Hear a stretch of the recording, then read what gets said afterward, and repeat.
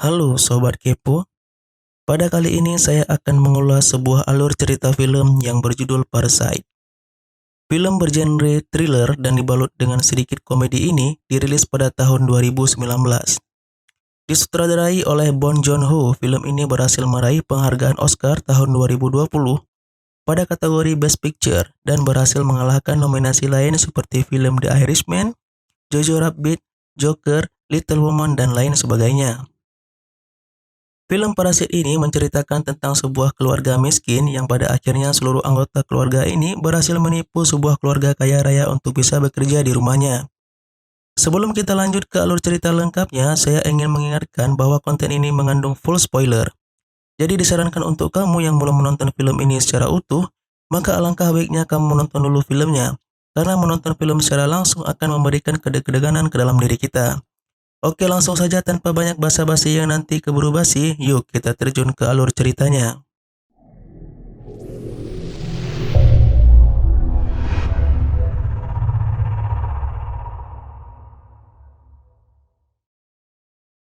Film ini menceritakan sebuah keluarga miskin yang terdiri dari 4 anggota keluarga dan semuanya pengangguran.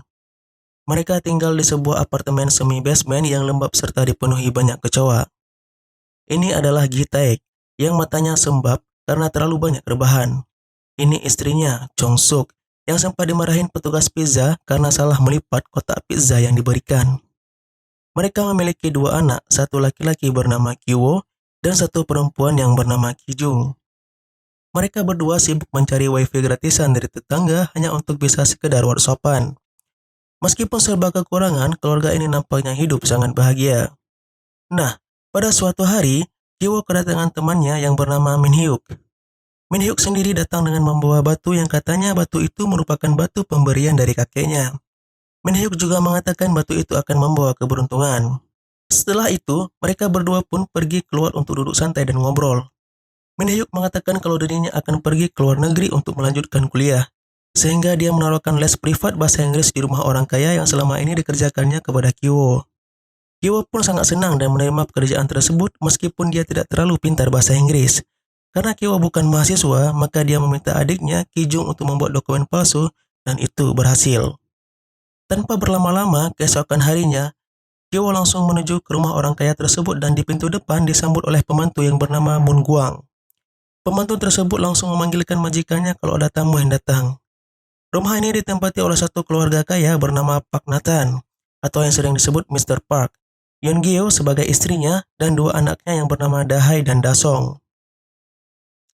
Setelah sedikit interview dengan Yeon Gyo, kita bisa menilai istrinya Mr. Park ini selain cantik juga memiliki kepolosan yang luar biasa, sehingga sangat mudah untuk ditipu.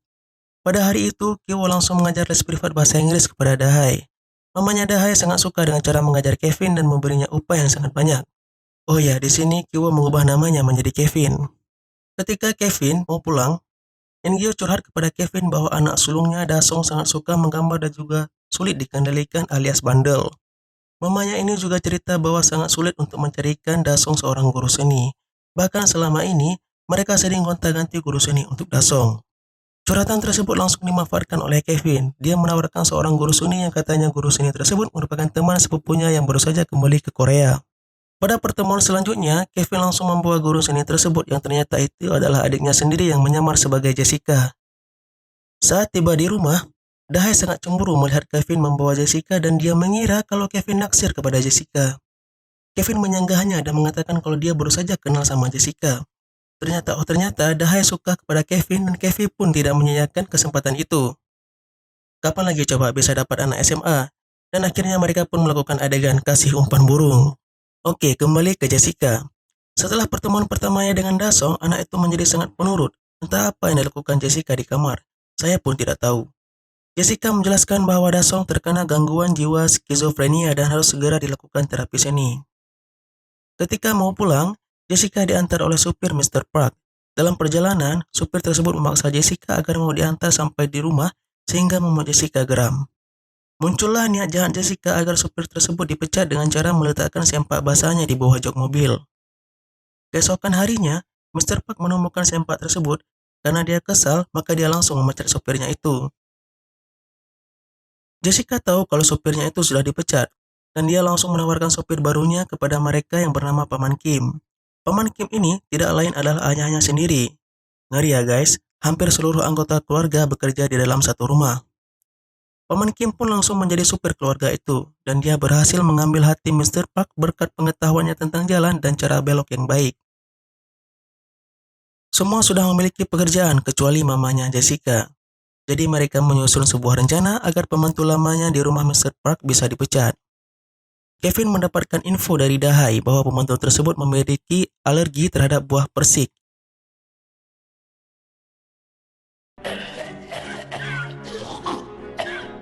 Paman Kim mengambil kesempatan ini. Dia bercerita kepada istri Mr. Park kalau dia bertemu dengan pembantu itu di rumah sakit dan mengatakan kalau pembantunya itu didiagnosis terkena penyakit TBC.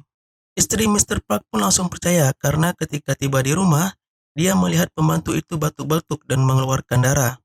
Dan ternyata itu bukan darah guys, melainkan saus yang ditaburi oleh Paman Kim.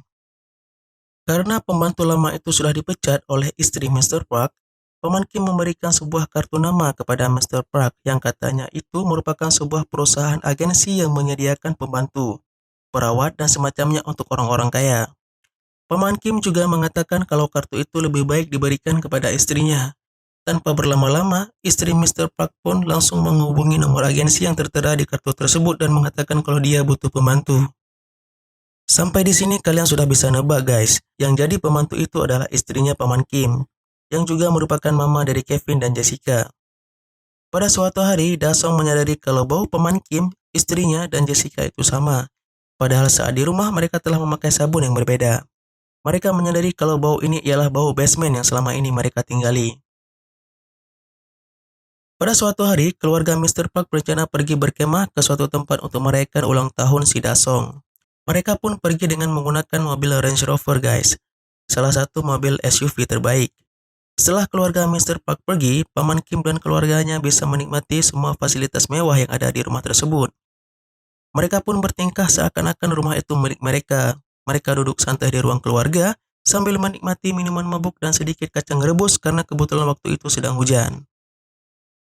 Ketika mereka lagi enak-enak santai, tiba-tiba mereka dikejutkan oleh suara bel, yang ternyata itu pembantu lamanya Mr. Park. Pembantu itu beralasan ingin mengambil sesuatu yang ketinggalan di dapur basement. Setelah masuk, pembantu itu pun langsung menuju basement dan berteriak memanggil seseorang yang ternyata itu adalah suaminya, Yeon Sae. Selama ini suaminya tinggal di basement Mr. Park untuk bersembunyi dari kejaran rentenir.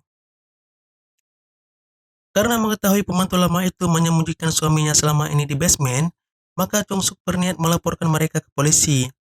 Ketika hendak menelpon, tiba-tiba Paman Kim dan kedua anaknya jatuh dari tangga saat lagi menguping. Moon Guang sempat merekam kejadian tersebut dan mengetahui bahwa mereka berasal dari satu keluarga penipu. Moon Guang mengancam akan langsung mengirimkan video tersebut ke istrinya Mr. Park. Mereka pun sangat ketakutan.